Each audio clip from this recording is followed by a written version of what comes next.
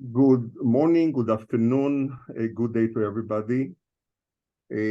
I'll start with this meeting with personal note. So 30 years ago, I was introduced to impressive technology that was developed by members of Kibbutz Nahal Oz, that was leading by a friend of mine, his name is Shafar Belkin.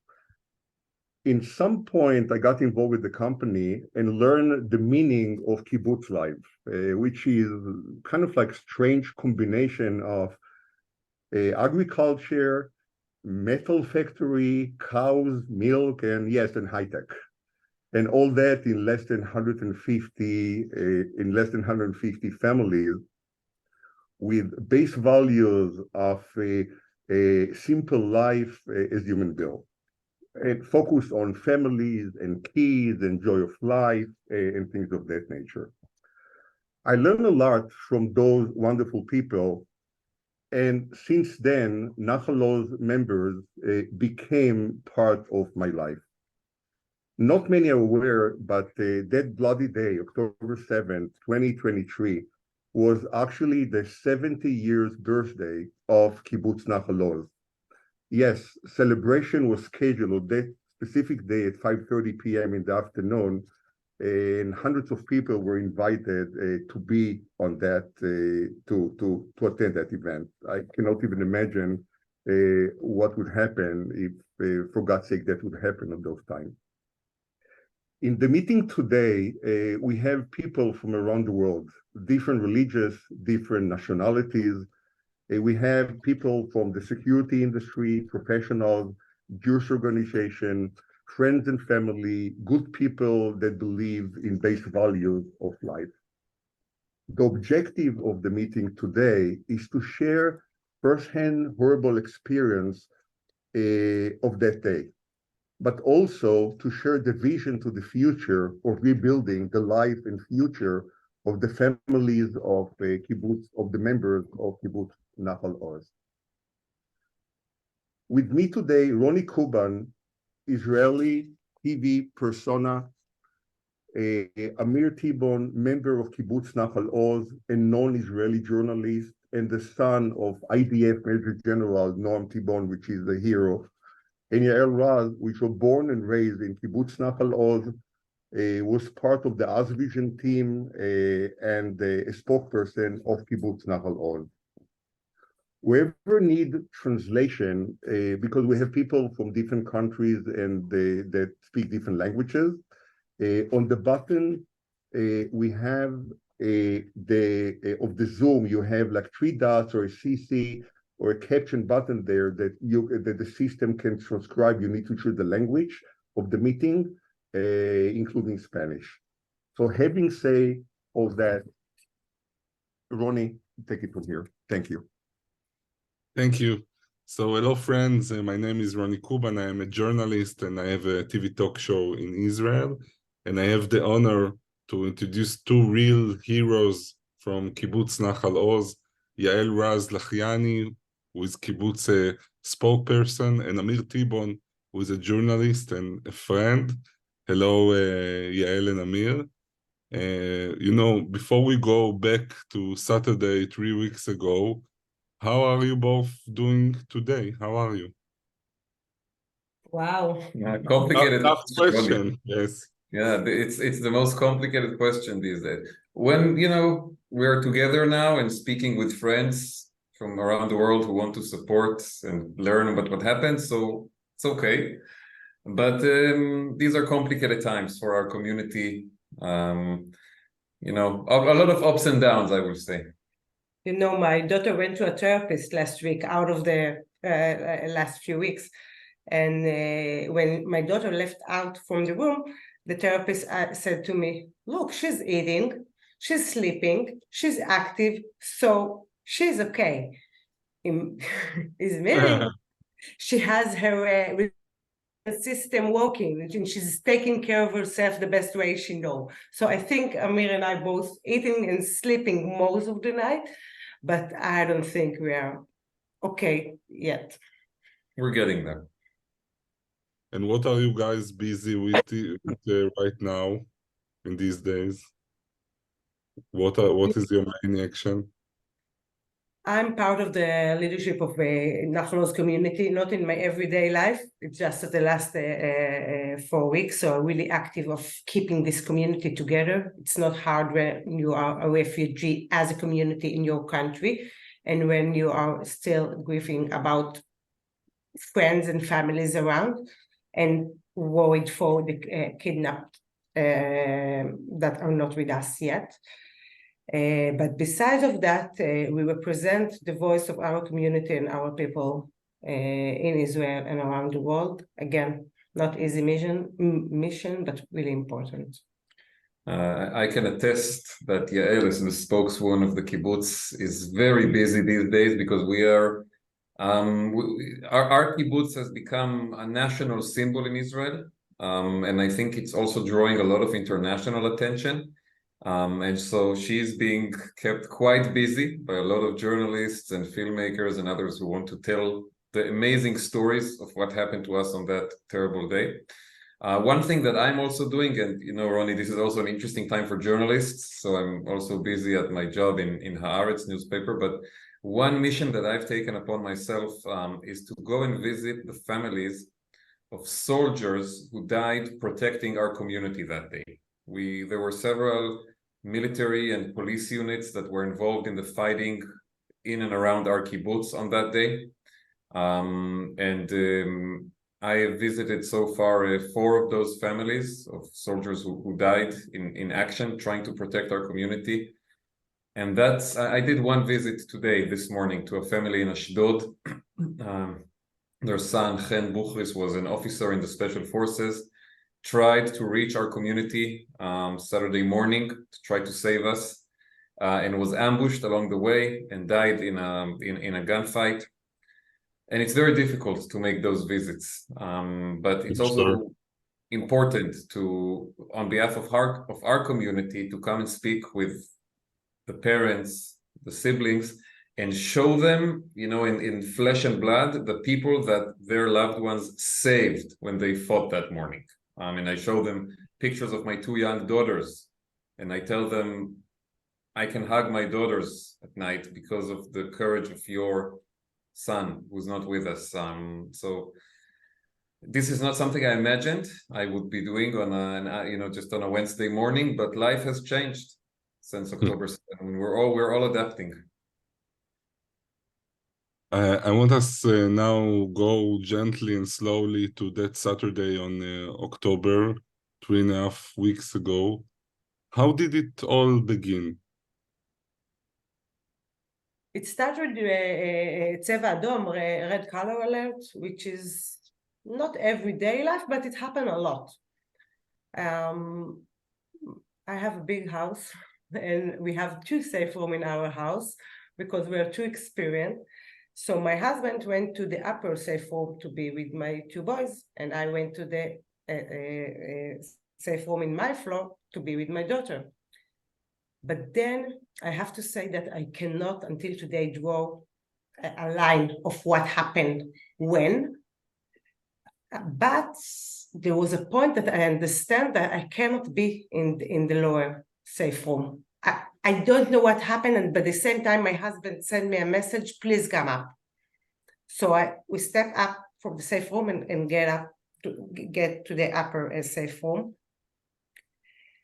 And there was a lot of alert, but something was different. And it took me time to understand that what was different is I heard gunshot. And I hear a lot of gunshot. And I hear voices that I'm not familiar with. And it was different kind of bombs and Arabic language all around.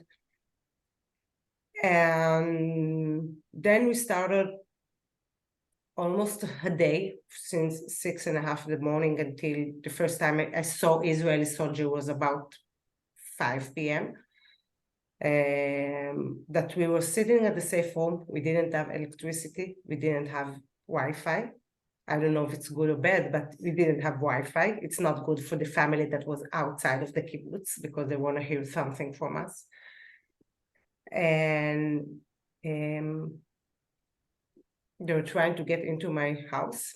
they didn't succeed from different reasons, but we have like an outdoor room that we can hear them all the time. So we didn't know if they get in or didn't get in. So my 18 years old son was holding the door with my husband, and we were quiet for hours.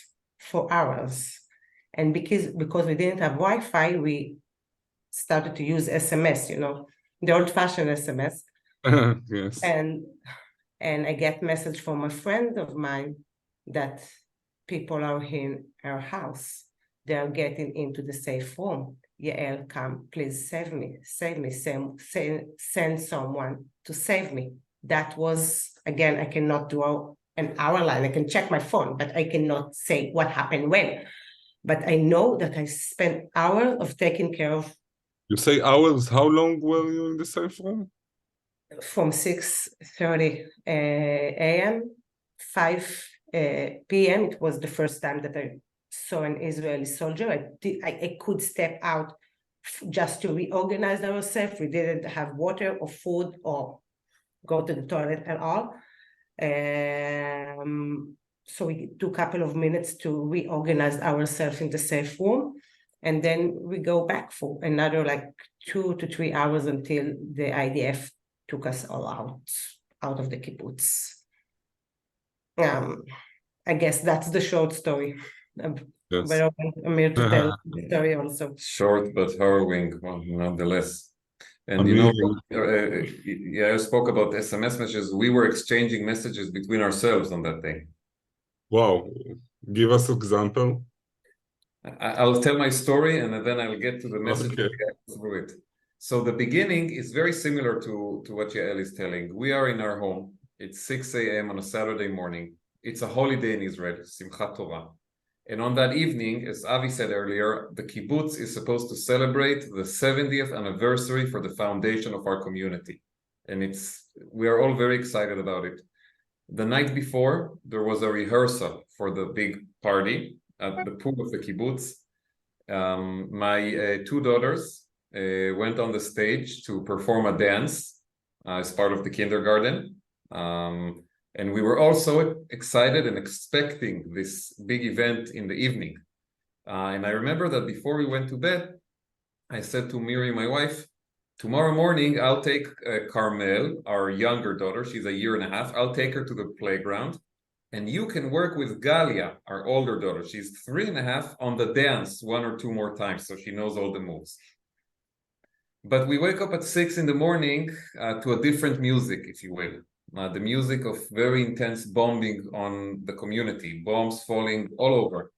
And like Yael said, this is something we are unfortunately used to. When you live on the border with Gaza, Yael has lived there for many more years than myself. I was not born or raised in Kibbutz Nahal Oz. I've lived there for 7 years overall. But when you live in this community, you know that from time to time there will be mortars and rockets falling on the community, and you're going to have to run to the safe room, right? This in every home, or if you have a 2-story home, then in every floor there is a room built of strong concrete that is supposed to withstand a direct hit by a rocket or a mortar. And when you have young children like ours, this is usually where you put the kids to sleep at night, so that if there is a siren at 6 in the morning, the parents run to the children and not the other way around. So we ran from bed to the safe room where our daughters were sleeping. And we began to pack a suitcase because we have a procedure for these situations. While the bombs are falling, we pack a suitcase. And when there is a 5-minute break, maybe the Hamas guys need to go to the toilet, I don't know. When there is that 5-minute break, we shove the girls in the car and we drive somewhere else. And we were not so excited, Ronnie, I have to say. We are kind of used to it. I mean, sadly. And we were like, okay, another one of those. I mean, the first reaction when we get to the safe room and we kind of catch our breath, Miri tells me, there won't be a dance tonight on the stage. I mean, this is still the world we were living in. But just like Yael said, around 7 a.m., something dramatically changes in our reading of the reality. When we begin to hear automatic gunfire, like this. And at first it's a little distant, as if it's from the fields of the kibbutz, which border Gaza. And then it gets a little closer. You already hear it from a place that you can imagine is inside the kibbutz. And a few minutes later, you clearly hear the gunfire right outside your own window. I mean, in my house, we were barricaded in the safe room. We had locked the doors to the house and we had shut down the windows and the shades in all the house. And they were standing on our front porch, shooting into our house, shooting through the windows into the living room. And actually, there's a video of this that later became famous in Gaza. The Hamas, they videotaped themselves doing all of the horrific things they did that day. And in one of their propaganda videos, you see two guys armed completely like soldiers standing on my front porch, shooting into my house and into the house of my neighbor. And we were barricaded. The biggest challenge was to keep the girls quiet. And Yael spoke about the need to stay quiet. For us, it was also very important because I told Miri, my wife, there is a 50, 40, I don't know, 30% chance that maybe they think nobody is in this house. The doors are locked. They tried to get in and they couldn't break the door. The windows are shut. The shades are down. We are in the safe room, which is, there's like a window that is made of iron. And so you cannot see inside at all. And I told her, maybe if we just manage to stay quiet, they will think there's nobody here. And meanwhile, we are reading the WhatsApp group of the kibbutz. WhatsApp texting message is very popular in Israel. And everybody is texting. I have terrorists in my house. I have terrorists outside my window. I have terrorists trying to break into the safe room. And, to me, this was terrifying because I realized this is not 5 guys who somehow managed to run over the fence and in 5 minutes the military will come and kill them. This is an all-out attack. And the line of defense has collapsed because if there are so many terrorists inside our kibbutz, every family almost is writing that they're hearing this. We are in a different world right now. Wow. Even for me who lives in Tel Aviv, it sounds like horror movie. And I ask myself as a father, as a mother, what was your feelings during these long hours of waiting with your small children? Wow. How did you manage to survive, How did you did it? Look, we were kind of hoping, like Amir says, 5 minutes and the IDF will be here. So that was the way to keep on. I mean, don't But worry. minute The after IDF, minute, the IDF will arrive. The IDF will these arrive. 5 minutes become 7 hours. And 2 hours. But when we started it, like at 7 a.m., 8 a.m., we didn't know it's gonna take so long. We didn't know there's so many of them. We realized there's something different. But only, I think, the first time I realized what really happened, again, I didn't have Wi-Fi, so I was less connected. The electricity fell out in our neighborhood. Nobody had electricity for the whole day. But only when I started to see people at evening time, when the IDF gathered us all together in a specific point in the kibbutz to take us out from the kibbutz without our vehicles, with whatever we can pick in a couple of minutes, that's the point I realized that people are not there. People had terrible experience, stories that I cannot imagine. I thought my story is the most terrible story. No. If you would see the faces of my best friend that day, that was help me. A horror movie. A horror movie. Because then we started to realize, like Amir says, it's not something happened in our neighborhood. It's not something happened to 4 houses. I think more than half of the community, something happened to them. They walk into their home. They lost someone from the family. They kidnapped. We're talking about kidnapped kids and old people. And we started to collect what's going on. And that's the point when we realized that we were at the safe room for many hours. Back then, we just, wanted to keep another 10 minutes, another 10 minutes, another 10 minutes. And Amir, how did you manage to make your daughters be quiet? Without electricity, that's the challenge. Honestly, the most of the credit should go to Miri, my wife.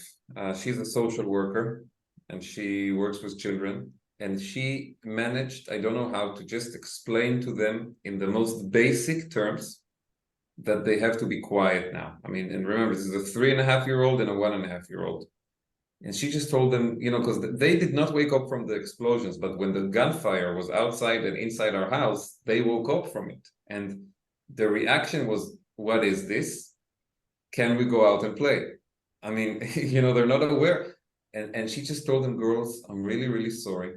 But right now, we can't go out and play. It's dangerous outside. And we have to be very, very quiet until someone will come here to get us out. And, we had no food. We had no light. We had no entertainment for them. They had a few toys. We had water because Miri brought some bottles of water before we locked ourselves. And that was the world. We in the beginning, we had some light from our cell phones, but over time, we wanted to preserve battery. And the girls, they were just heroes, Ronnie. This is the only answer. And by the way, it's not about my girls, this story. Many, many young children in Kibbutz Nahal Oz on that day were heroes. They understood, this is a question for psychologists. And you sometimes interview people from that field in your shows. So I think you should tell them my story and ask them how they explain it. But I think at a very basic instinct level, they understood that we were not just saying it right now for principle, right? Because when you have young kids, sometimes you fight with them over stupid things. I mean, is it really so terrible that my 3-year-old wants to eat the rice with her hands like this sometimes instead of eating with the spoon like they learned in kindergarten? It's annoying, but so we have a fight over it. But I think they understood this time it's different. We were not insisting for the sake of insisting, or because this is the proper way to behave, or because we don't want them to embarrass us or something, but this was real, and they just felt it. And there was another component unique to my story, which is that early in the morning, I texted my father, Avi mentioned, Yes. He's a retired general in the military, and I told him— to ask you, in what point you communicate with your father? Immediately in the morning, I text him. I say, listen, we have terrorists in the neighborhood. And again, I thought it was a local incident. So what I hoped is he would call someone in the military, tell them there are terrorists in Nahal Oz, send 20 soldiers and kill them. And when he responded, I'm coming to get you guys, that's when I began to understand maybe something is really, really bad in the country right now, because this is a weird response. It's not, okay, I'm calling the military right now. He said, I'm coming to get you guys. And I began, we didn't have good internet, but I began to collect a little information. And I realized this was a fault on the entire border area. But when my father said that he's going to come, and my father is over 60, he's retired, he doesn't have a gun at home, only a pistol. But I had a junction in front of me. And I told myself, okay, right now I'm asking of these 2 young girls to do something impossible, to go against their own nature and to be quiet. And so I just, asked them to trust me, to trust their father, to trust their mother. And I told myself, if I'm asking them to trust me, I can trust my father that he says he's going to come and get us. Yes, you thought that he will rescue you. It's we are going from horror movie to Clint Eastwood movie, Bruce Willis movie. That was your reality in that day. Your not the army, not anyone. Together with the army. Okay. Together with the army, Ronnie. It's important to say. Tell us. Yeah, tell us from the point of view of your father. So your father tried driving to your home. How long is? My parents live in Tel Aviv, and Tel Aviv is 1 hour and 15 minutes from Nahal Oz. So they got in the car. My mother also came, and they started driving toward our community. And along the way, they actually saved other people before they got to us. First of all, when they got really close to our community, they saw a young couple, people about my age, who just started running like crazy on the road, barefoot. This was a couple that survived the massacre at the music festival, where, you know, I don't know how much in our audience, how much people are aware of it. There was a music festival that weekend in our area. Hamas came there first thing in the morning and slaughtered 250 people. This young couple, they ran away from the festival very heroically, by the way. First of all, they took their car, they drove like crazy, but Hamas fired at their car. So they got out of the car and they ran by foot into a wooded area, and they hid for 2 hours, putting leaves over their body. And the Hamas terrorists were walking around them and they missed them under the leaves. And when they felt that the terrorists had gone away, they ran like a crazy dash to the road, and that's when they saw my parents' car. And my parents took them in the car to a police station in Ashkelon, which is to go back, turn around, come back to Nahal Oz. My father on the way saw a group of soldiers standing on the road and just waiting for instructions from the command, waiting for instructions. And he told them, there are terrorists in Nahal Oz, I know in what neighborhood, come with me, we can kill them. And the commander of these soldiers said, I can't do it, I'm waiting for orders from the command. And he didn't realize that at the same time, the regional command of the Gaza border area was under the control of Hamas. They had broken into the most important military installation in the area, the command of the Gaza border area. They took over a few offices, they killed soldiers, and the commander of the region, a brigadier general, was barricading in a bunker with 20 soldiers, directing the Israeli Air Force how to bomb his own base so that Hamas doesn't completely take it. So these soldiers on the road, and by the way, Ronnie, this road is full of dead bodies and scorched cars at that point. Okay, this is a war zone. They are waiting for instructions that are not going to arrive. One soldier stood out of line and said, I'm coming with you. So my father and this one guy, they drive in his car. My mother is waiting in a bomb shelter near Kibbutz Mefalsim, which is 10 minutes from us. She's just sitting in a bomb shelter surrounded by cars and bodies that are in different levels of decay. They drive toward the kibbutz, and when they get close to Nahal Oz, they see in front of them a military jeep ambushed. A military jeep of soldiers under ambush by Hamas, because Hamas, they were very, very well planned, Ronnie. They knew how the reinforcements will come to the communities, and they waited for them on the roads to stop them from arriving. They wanted more time. Like, you think about Yael's story and my story, that they tried to break into our homes and they failed. And there was a small force in our kibbutz of police, young police officers, and our local security team, incredibly brave fighters, but they were only 14 guys altogether fighting against 100 terrorists, outnumbered, outgunned. And for Hamas, the most important thing was that no reinforcement will arrive. So they ambushed this military jeep, and my father and the other soldier with him, they saw the ambush, they get out of the car, they joined the firefight. And here I'm connecting to the family I told you about that I visited this morning. This young officer, Chen, that I visited his family today, he died in this ambush. My father crawled to him. He saw that he was dead. He took his gun and his helmet, and then he joined the fight. And so think about the connection we have between our families now, that they know that this guy's weapon was used to kill the terrorists even after he himself had killed some of them and died in battle. This is a level of connection that it's hard to imagine. Eventually, they killed the terrorists together with the soldiers who survived the ambush, and they have a few wounded guys. So they put them on the car, and now they are 5 minutes from Nahal Oz, but they turn back again because one of the wounded soldiers is bleeding in his stomach and he can die. They go back to the junction where my mom is waiting in the bomb shelter, and then they split. My mom takes the wounded soldiers in her car to the hospital, and my father doesn't have a way to get to Nahal Oz now because he doesn't have a car, because his car is now taking the wounded soldiers to the hospital, my mother. And then an angel arrived. This angel is a man called Israel Ziv. He's himself a retired general. He's almost 70 years old. He just woke up that morning. Yeah, we have to tell to our audience that some of the heroes of this situation are the generation of our parents. Yeah, Yes, yeah, 60, he's 70. almost 70. He's Yes. almost 70, Israel.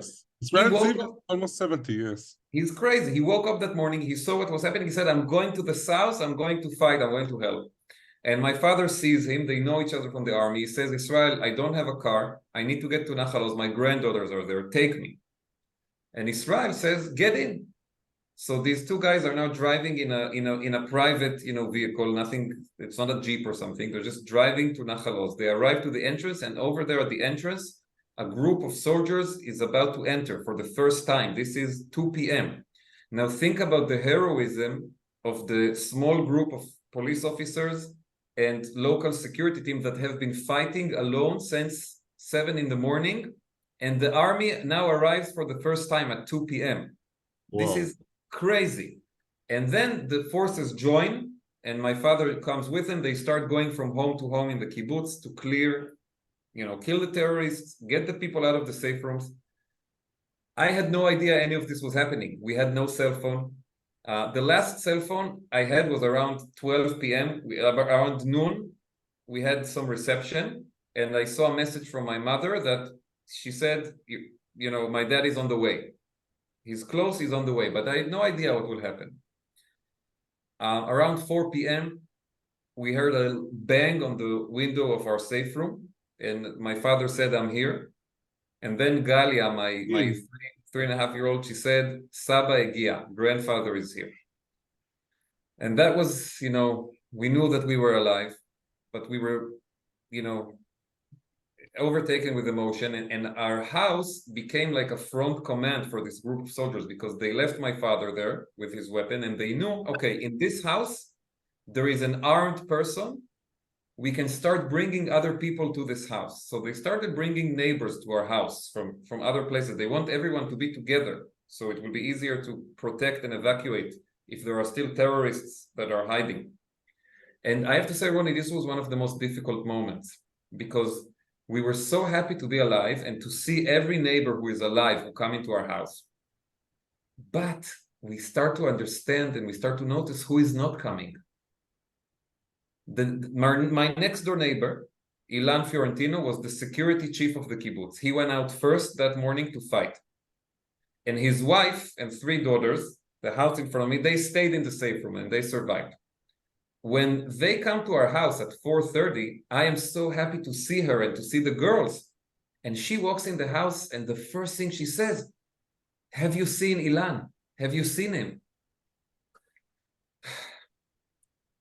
And that's when I began to realize what happened to us did not end at 4 p.m. when my father arrived. It was only the beginning.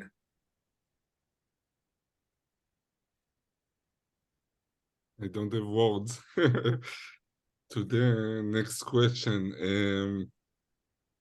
Tell us, how many people were in the kibbutz before the attack?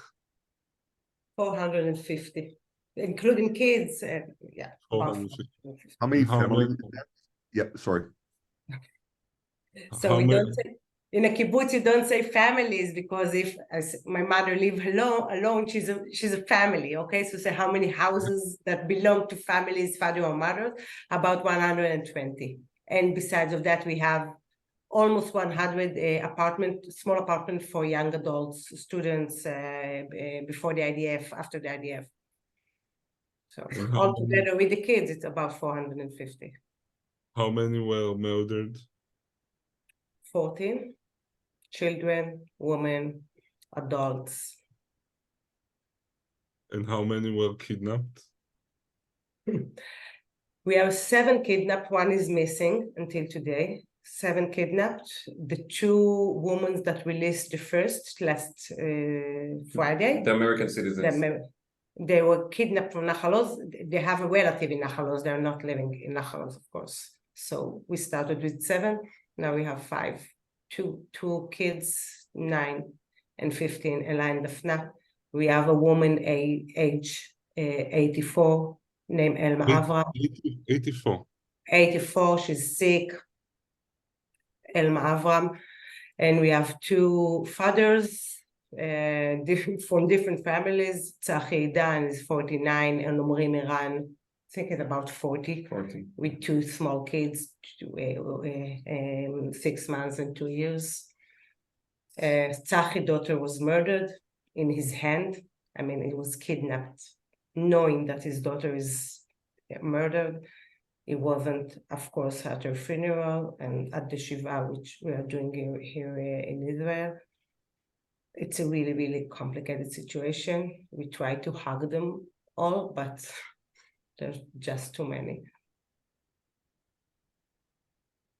You know, I can see you guys are very active and just a moment. Sorry. Very active and focused. And I wanted to ask you how you recover from that trauma. It will take years to recover, but it seems that perhaps you have skipped the personal recovery, put it in the side, and go directly into action, taking care of the community.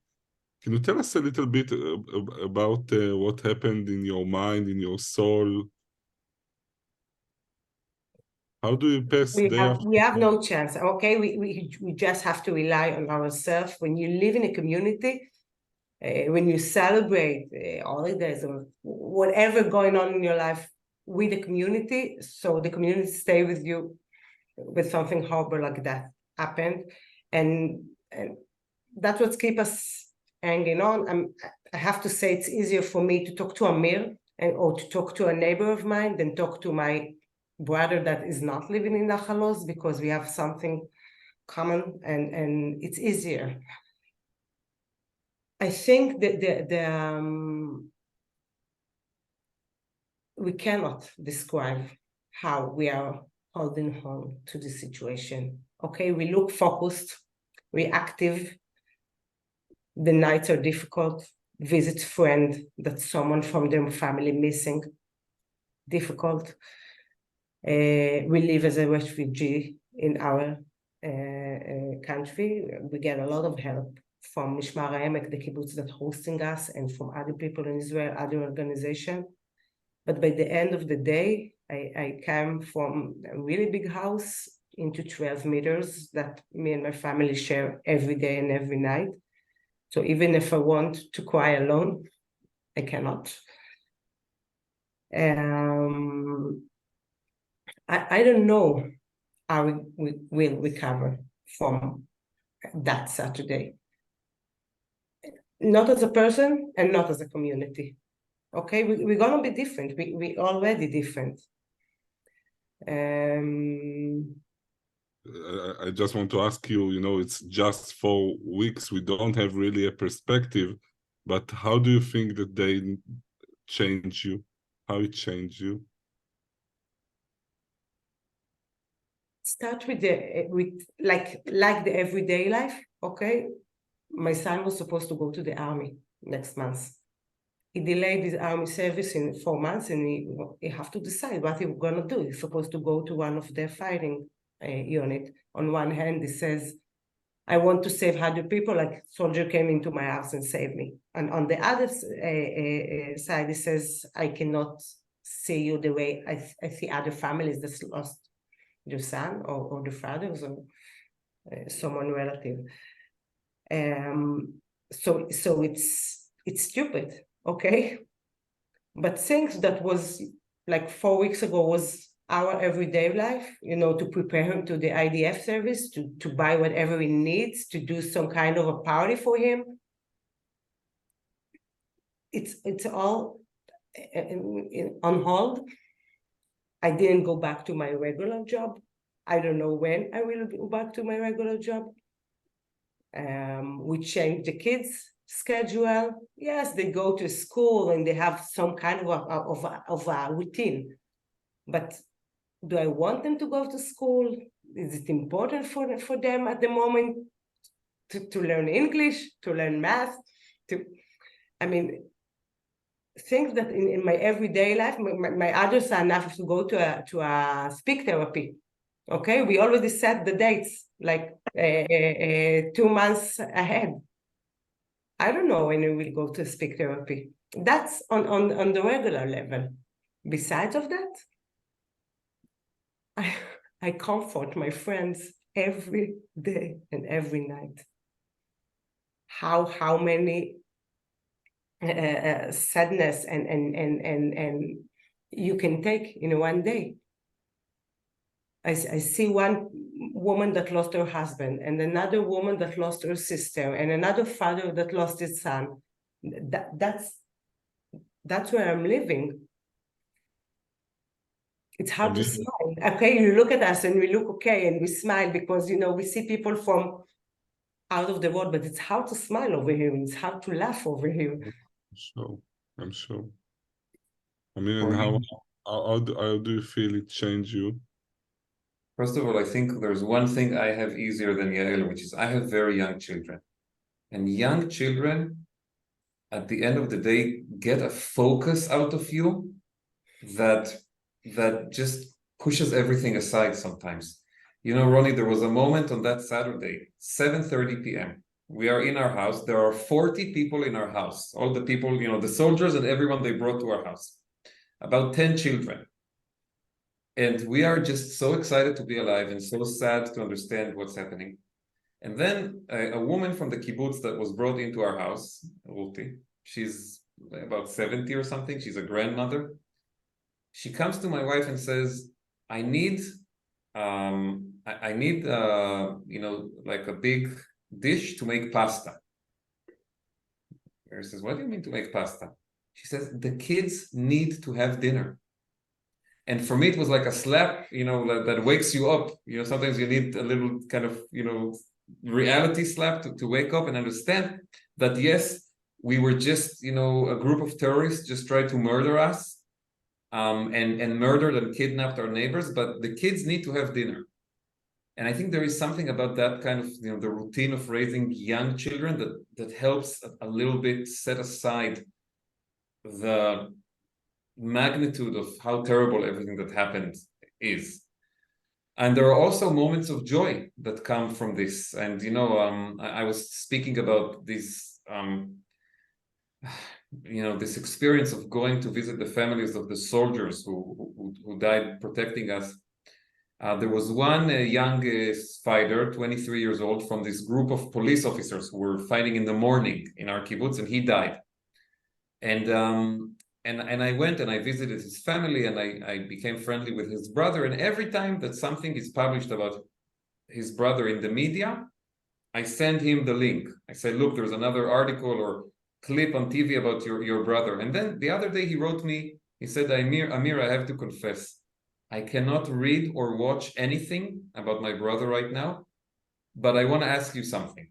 I said, okay. He said, can you send me a picture of your daughters? I want to see the smile of the young children that he helped save. So I sent him a really beautiful picture of my daughters, and he said, you know, this made my day. Wow. So I think that helps a bit. But, you know, I agree with what Yael said. There is so much that needs to be done. And on the one hand, it keeps you, you know, like you said, Ronnie, a little, you know, in a mission kind of state of mind. And on the other hand, it's tough. At the end of the day, the magnitude of what happened still falls on you. You cannot avoid it completely. I want to ask you one question about the disappointment. It's, I not use a bigger word, from the army and the government. Who goes first? This is we have a lot to say about this. The material for 1 hour, you say. Look, by the end of the day, Israel is our home. Okay, so there is a limit. How much can you have a fight with your neighbors and friends and parents in this place? But Nahal is suffering from bombing ever since 2000. And today I can say it loud and clear, which I couldn't back in the past. We know the best what do we need. And for many years, when we said we need a specific thing from the IDF, from the government, from different offices in Israel, government offices, we get what they gave us, not what we need. And we had a fight about almost everything. Okay, the road to the kibbutz, camera that protect Nahal Oz, how there is like a IDF, a small unit from Nahal Oz, the security unit from Nahal Oz, how much they will practice, what weapon they will have, what they have to protect themselves, where the weapon will be kept. Where the closest army base will be next to the kibbutzim that are close to the border.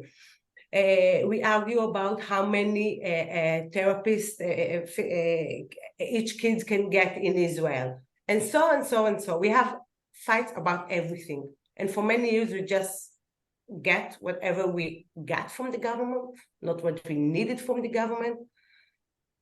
And we knew that one day terrorists will come into our home. We didn't know it was gonna be so massive attack of Nahal Oz and all the area. So yes, security is the base of the pyramid. The base of the pyramid. We didn't get it, not us, not our kids, not our neighbors. I want to add to that, Ronnie, that on October 7, there were many heroes in Nahal Oz and in other communities. Whether it's residents who came out to fight, like in our community, soldiers and policemen who came out to fight, citizens who came from other parts of the country to fight. But there was no military and there was no country. It was all about people who put themselves on the line. And heroism is also stories of civilians like us who had to stay quiet and keep their kids quiet. But there was no military and there was no government on that day until very late in the day, too late for too many people. And the way I look at it, I believe we had a contract with the state of Israel, the residents of the Gaza border area. The government for many years wanted people to come and live in this area. It's a tough neighborhood, okay? You live under the constant threat of rockets and mortars, and there's no Iron Dome, right? Iron Dome protects Tel Aviv. It does not protect us, and it's fine. I don't have anything, I want Iron Dome to protect Tel Aviv. I love Tel Aviv, but we don't have Iron Dome because we're too close. And the contract with the government was, you guys protect the border. You guys mark the border. You sit there, you live there, you raise your kids there, you mark the border with your own feet. And we protect you. Because it's our interest that you will live there and protect the border, and we protect you. And I have to say, we held our part of the contract, Ronnie. We held our part of the contract heroically for many years. But on October 7, the government did not honor its part of the agreement. And it will take a long time for us to regain trust that the contract can be respected again. Guys, I would like to add one thing from my end. I mentioned before the company Oz Vision that was based in Kibbutz Nahal Oz. And way back, we had management. So we had the operation in Israel and here in the US. And way back, we flew to Israel with a group of managers to Israel. And it was like 2005 or 6 or so. And we're sitting in the boardroom in Oz Vision, in Nahal Oz. And during that meeting, there was like a bomb, a rocket fell just outside of the building. And then it was like quiet in the room, and everyone looked at everybody and say, "What is that?" And one of the Nahal Oz members say there, "Oh, usually they come in twice." He didn't finish the sentence, and boom, we have the other one very close to that. To make long story short, we stopped the meeting, we moved it to another city on the back, but between us, and again, I'm not from Nahal Oz, and Avi, I never lived on the border. To be there and to understand that the acceptance of living under bombs on daily when you have your kids and families and all your life there, I never understood it way back, and I'm looking at you guys today. It's keep me speechless, really, to understand how you did it all those years. And yeah, it's a new chapter now, but it's a big question how we got to this point to let you guys in the south and the north of the country live knowing that it's part of life to have those bombs over your life, basically. But Avi, I want to respond to that with a short explanation. I think you raised a really important issue. And I think Yael and I will agree on this. I love living in Nahal Oz, okay? I believe Nahal Oz is one of the best places in the world. And, you know, on Thursday... Is on my background, by the way. This is this is what we see behind you. On Thursday, 48 hours before this happened, two very good friends of ours came to visit us from Tel Aviv. A couple, you know, they hadn't visited us there before, and they really wanted to come and see the place. And they were just amazed by the beauty of it. And, you know, these little alleyways with the green trees and the lawns that some of them you see in Avi's background image right now. And we showed them the kindergarten and how our girls run around without a worry in the world. You know, they go to buy a popsicle in the kibbutz store, and then they run to say hi to the cows. And it's just so beautiful and such a wonderful place. And the people, the resilience of this community, the sense of together. So I don't regret a single day that I lived in Nahal Oz, and my hope and desire is to go back there. But going back will require a new contract, because the previous contract was broken. I don't have complaints to Hamas. Hamas always wanted to kill us. Our contract with Hamas was clear from day one. We lived there to mark the border, and they tried to kill us. And they actually respected the contract from that point of view. The contract that was broken is with the government and the military that were supposed to protect us. And I want to go back to Nahal Oz. It's my home, but there needs to be a new contract. Amir, I can say that in reality, the area, Nahal Oz in the area used to be like 95% heaven and 5% hell, with all the missiles part of life. And moving forward, it need to be 100% to go back to just being heaven. Yes, I agree. Yes. Yeah. Okay, guys. Before we we'll open this discussion to take some questions from the audience. Yael, in short, what are the main goals for the kibbutz community right now, from your eyes? I don't know how many Jewish there is around the room, but I say our first mission is to have a shalom bayit. Okay, our first mission is because everybody is in so difficult situation, to not fight with each other, to be together, to take decision together, to stay a community. And so we'll be able to do that. We have to find a solution for the next couple of months, probably 1 or 2 years. I hope it will be less, but I do not believe it will be less. To decide where to live. Again, we are a refugee. Mishmar Emek is a wonderful kibbutz, but we have no conditions to live for 2 years or 1 year in like that. We need to find a place to be in the next couple of months. And the other is to rebuild Nahal Oz. And yes, we're gonna get some money from the government and the insurance and so and so. But Nahal Oz have to be much better than what it was before October 7th. So our mission is to rebuild Nahal Oz and to keep the community safe and together and willing to go back to the best place in the world, almost the best place in the world.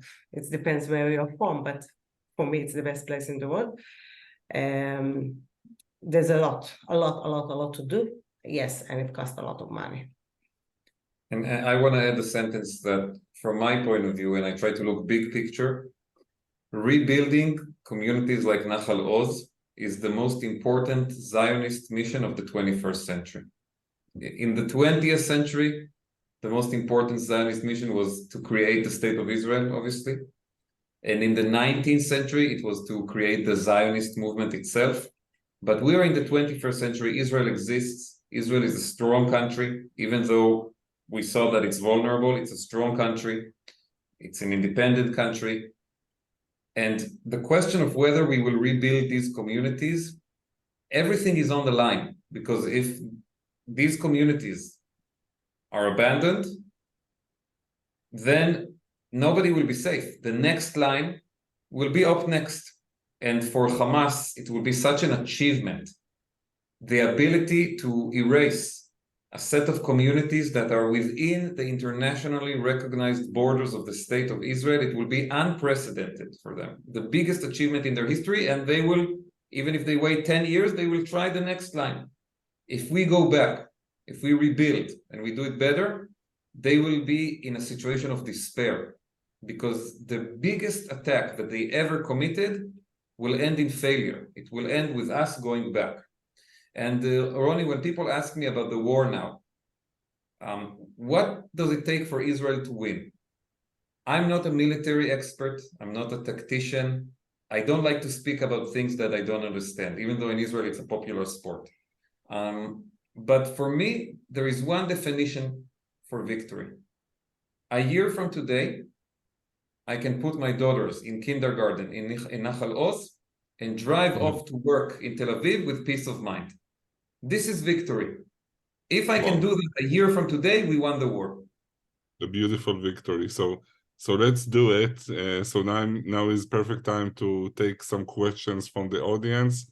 Someone here, we have more than 100 people. Someone want to ask question, to ask Amir and Yael? So I have a question here from my friend Kirk McDonald, and he's asking, you seem so reserved and collected. How do you do it? I would be so angry and want to lash out. How can you stay calm during this awful time? My first answer will be it's only 8 p.m. at Israel, and we start around 9 or 10 to drink a bit and take it all out. But the answer that we give at 8 p.m. is we have a mission and we are not ready to give up. So we don't have time to hungry and to fight with people. We don't have time for that. Whatever we are doing now, it's most important, and we cannot let anything to get in our way now. So it's coming.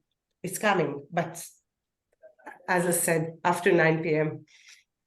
And I think there's a lot of anger in Israel in general right now that will explode after the war is over, or after there is some kind of a break in the war. There were already huge protests all over the country before this happened. And right now, many of the people who participated in those protests are in reserve service on the border. My brother tonight is on the border somewhere protecting us.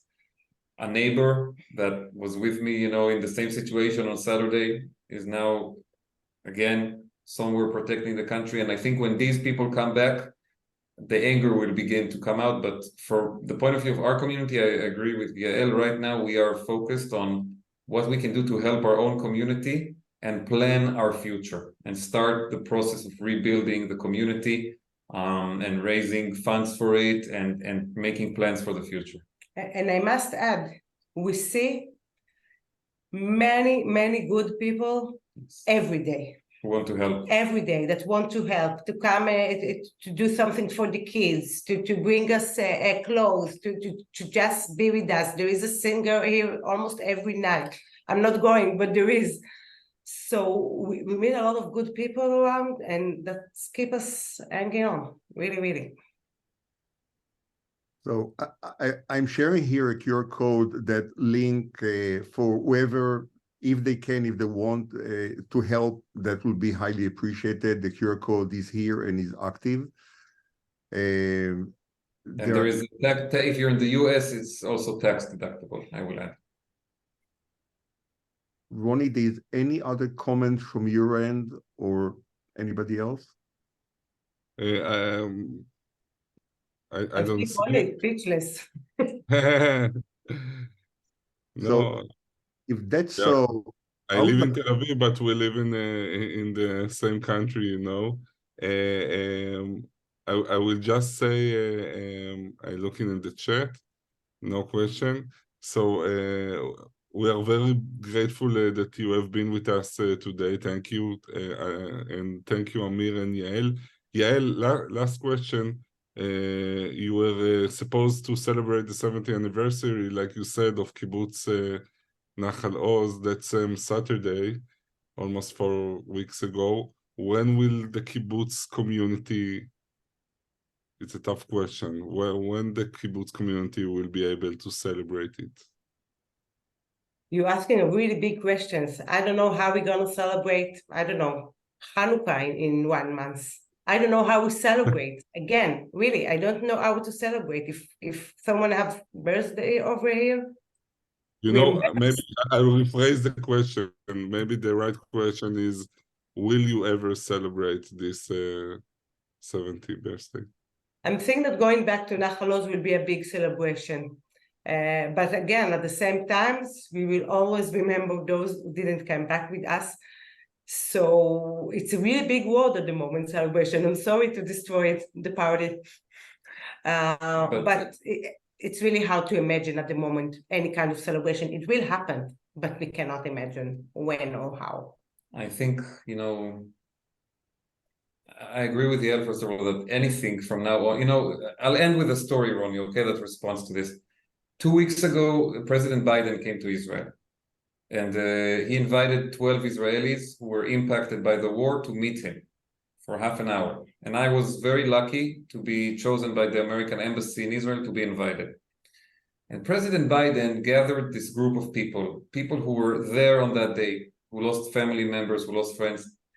And he shared his own perspective on grief, you know, as a man who lost his wife and 2 children.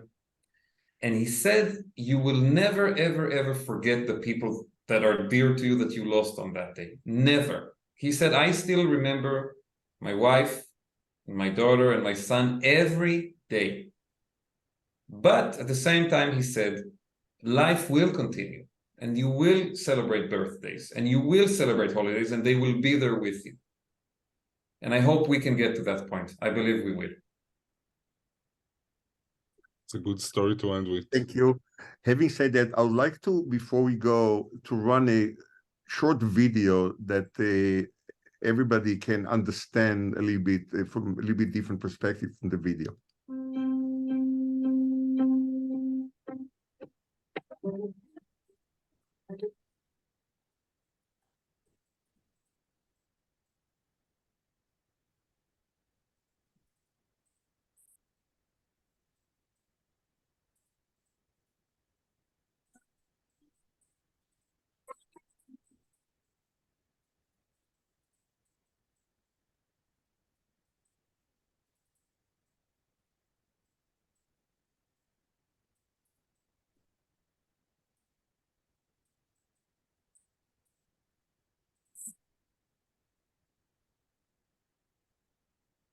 So again, I want to thank the panelists, and I would like to thank all the people that helped to organize and put it together.